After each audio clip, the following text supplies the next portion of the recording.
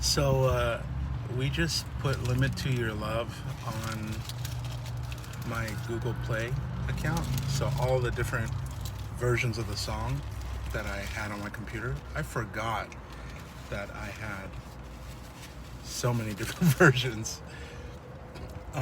One of them was Feist's live version. And it was just gorgeous. Just gorgeous. She even does this crazy little vocal loop, and it kind of like closes out with that. It's like, spoiler alert, that's the ending. It's really nice. And she just kind of dances with her melody on everything, right? Mm-hmm. It's very light. And then James Blake's live one came on. I don't know exactly which live album or live recording it is, but it starts out super slow. I was about to skip it. I was like, this is too slow. But as it kind of picks up, there's the section when his drummer, I happen to know his name, is Ben Asseter. He kicks up the reggae dub factor to 10 with the snare off and like this crazy like rhythmic delay that kind of feeds back into itself, and he starts doing some really nice hi-hat work.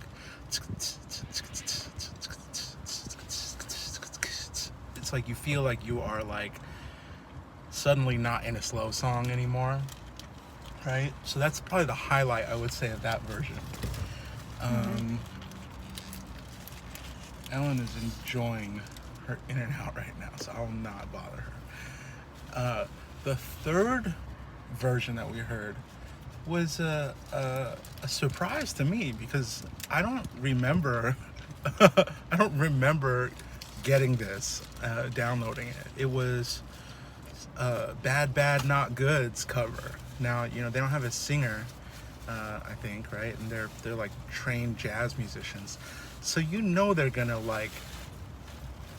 They're gonna do that. And I liked that the bass was the one delivering the melody. It brought me back to my favorite bass player of all time, Jaco Pastorius. He was one of the first to make the electric bass sound like a lead instrument. And Bad Bad Not Good, they're a talented bunch, and they really did that song justice. Their cover was all sorts of chaotic, but in a good way. Was their cover a cover of James Blake's version? I mean, that's the interesting thing, right? When the piano came on, I was like, is this Feist? Because it was faster than James Blake's, but also the piano felt like it was heavier, It wasn't as much of a light touch. So I don't know who they based it off of, right? But James Blake's and Feist's are similar enough in terms of like the notes they're playing that who knows, maybe they blended both, right?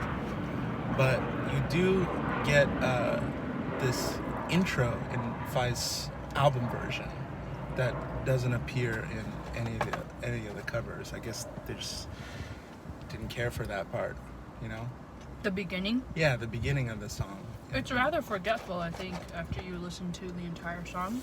Because the rest of the song is so good. She kind of lingers on the other parts. Yeah. Yeah. But I was telling Ellen the other day, because we were talking to family. I think we were doing some FaceTime chat, and I was trying to describe James Blake, because Ellen was just getting into the Instagram Live part of James Blake, which kind of helped her get into the rest of his catalog. And I was trying to describe his sound to someone else, and I was trying to say, like, in a few words, like he's a producer, but he's also a piano player, but he also sings like Aaron Neville. So, like, the guy that goes, Marie. So, like, I thought that was a pretty good way to describe him. And it's so cool that you honestly like got into his whole, you just played all of his stuff from my library. on Google Play that day. It was like his first album, his second album, his third album, his EP, his singles from before he released his first album when he was just on like Dubstep Forum. It was singles in between. It was like a radio mix he did. Like you heard all these deep cuts, like live versions of those songs, and suddenly the whole thing like opened up to you, right? Oh, wait, you mean when I was playing it in your office? Or? No, I think you were playing it on our living room speakers and just doing stuff all day. Yeah. But you just played it on shuffle. It was the day you put it on shuffle. I Just see. the whole catalog. And that's if right. if you don't know what's up with James Blake, there's like, it takes some like openness because he's doing some pretty experimental stuff with his like vocoder stuff, and like he has a song called Buzzard and Kestrel. You know, I don't know how many of you guys know that one, or Give a Man a Rod. There's Give a Man a Rod, and then there's Give a Man a Rod's second version. If anybody knows, these are like not the singles, that he would lead a album release with. Would you ever do a cover? Of his songs? Uh-huh. Yeah, sure. I think I really thought about doing one for, well, it doesn't matter, right? I either did it or not. Thinking about one doesn't count. But like, I would think that some of his songs from his second album would be really make for a good like one person tribute, I guess. Mm-hmm. Like, it was the one where he goes no way. What key is it in?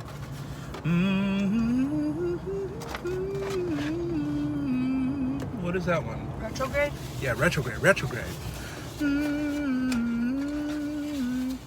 Yeah, that one's good. That one is a good song. Yeah. Yeah, it's super good. He did a cover of Billie Eilish's song on Instagram Live. Yes, I heard that one. It was really nice. He hit those notes, those high notes. When you have a voice like his, it's just not fair, Like, if you have a voice like his, you can't just you can't just go to like a competition, You would just destroy everyone. It's not fair. But yeah, during his Instagram Live... I'm sure he practiced too. Of course. I'm not saying he didn't practice. It'd be like Steph Curry showing up at your like, your high school basketball tournament, But he had to practice really hard to get there. He did. That's why it's great that he can just... Anyway, we're getting off track. But yes, he had to practice to get where he is, of course. Our friend Nate was telling us that he's been doing a lot of covers, actually, on Instagram Live. He's been doing some really interesting ones, like from other artists, too. I haven't checked them out, so no point in me bringing that up, but whatever. That's what these videos are. But yeah, since like a month and a half ago, when all this stuff started, would you say that there is a favorite musician or song that you've kind of discovered during this time? Because I showed you Pedestrian. By the way, shout out to Joel Shearer. I connected with him on Instagram. He's a super cool dude. He's the one that had an Instagram Live with the cool ceiling lights. Yeah, ceiling He's lights, good. and like he was just doing like an ambient thing, and Cool. I think today or tomorrow he's doing like an ambient music live with yoga instruction, like Kundalini yoga on Instagram. Nice. And then if you guys don't know Pedestrian, I don't think anybody knows Pedestrian. They were so long ago. They don't make music anymore. They're defunct, but they were on Damien Rice's website as Friends of Damien Rice. And they were a great band. They had 2 EPs and an album. And to this day, I still listen to the EPs more, probably. But I listen to them, and yeah, good stuff. Good stuff to just like relax and calm the mind. I showed Pedestrian to you. You got into James Blake finally. Anything else? Anyone else?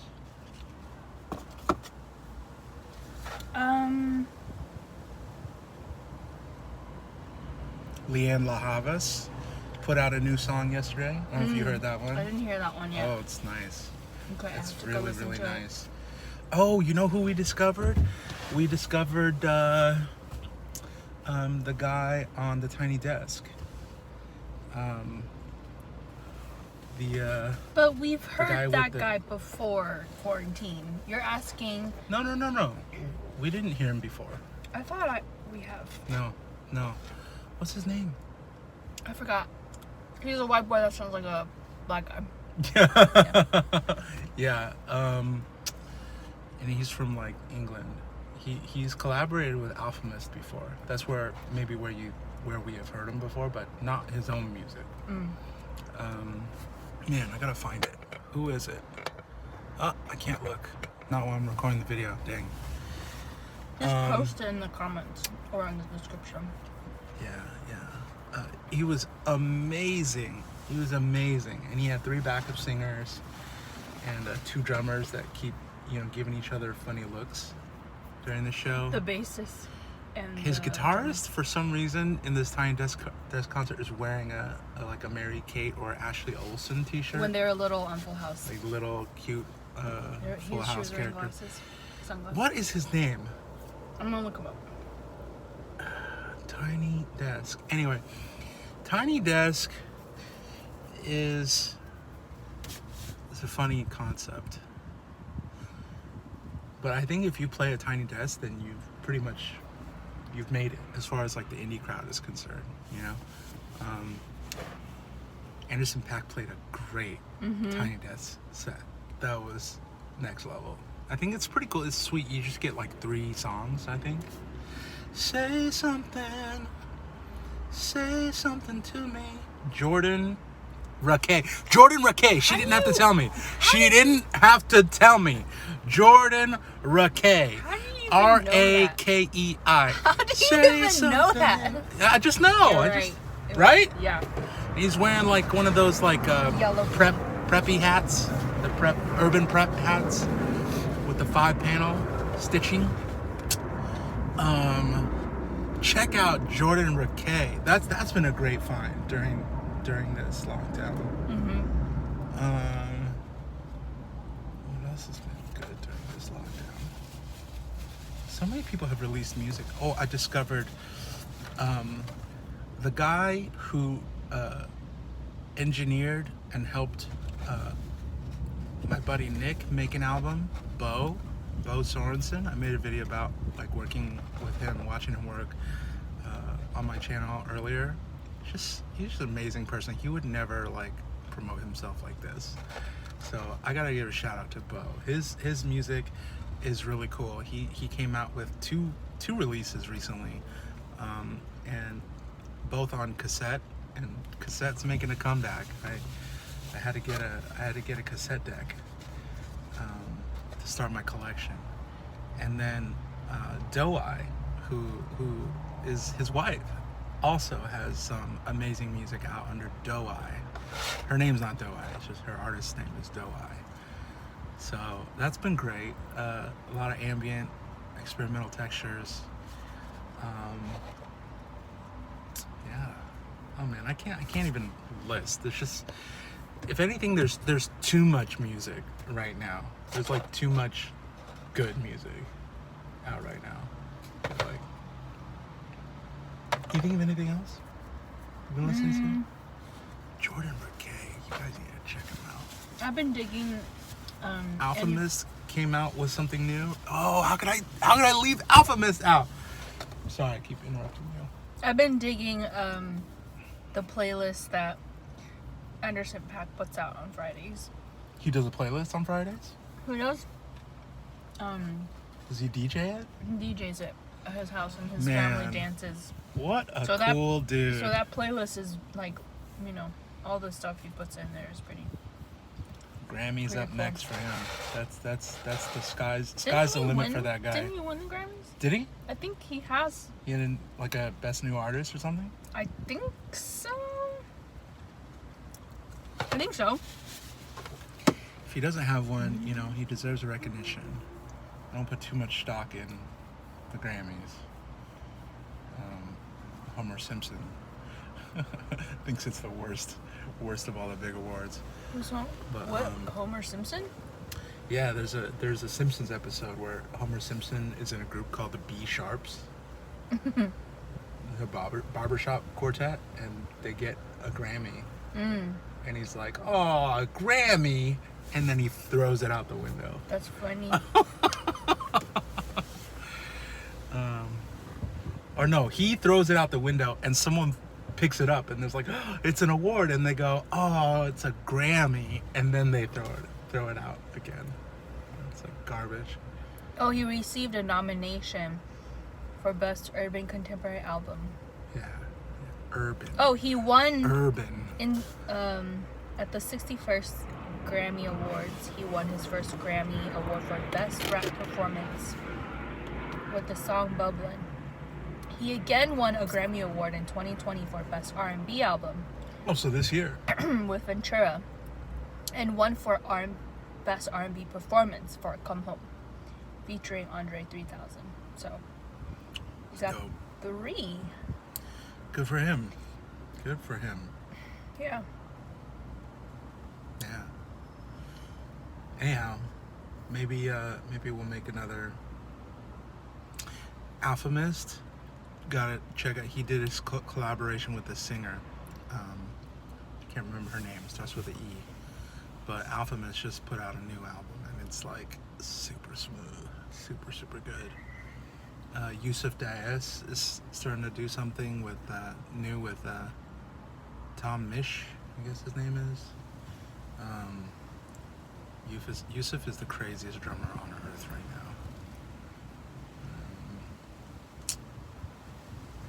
Who else? Who else have I listened to? Oh, I've been finding artists on Instagram, just like in the wild, you know. I try to repost their stuff every now and then. I wanted to buy a drum machine, and then Corona hit, and then I couldn't get the drum machine because the person who was selling it was not where the drum machine that they were selling resides. And I found out, you know, he's a very interesting artist too, but he hasn't put out his stuff yet, so I can't talk about it. Can't talk about it. Yeah. Oh, my buddy Brian, he's getting there. He's getting there with his album. Oh man, that'll be exciting when that's done. Hopefully I get help him put it out. Deserves to be heard. My hard work is on there too. Me playing and mixing and doing some production. Yeah. Ramble. Music.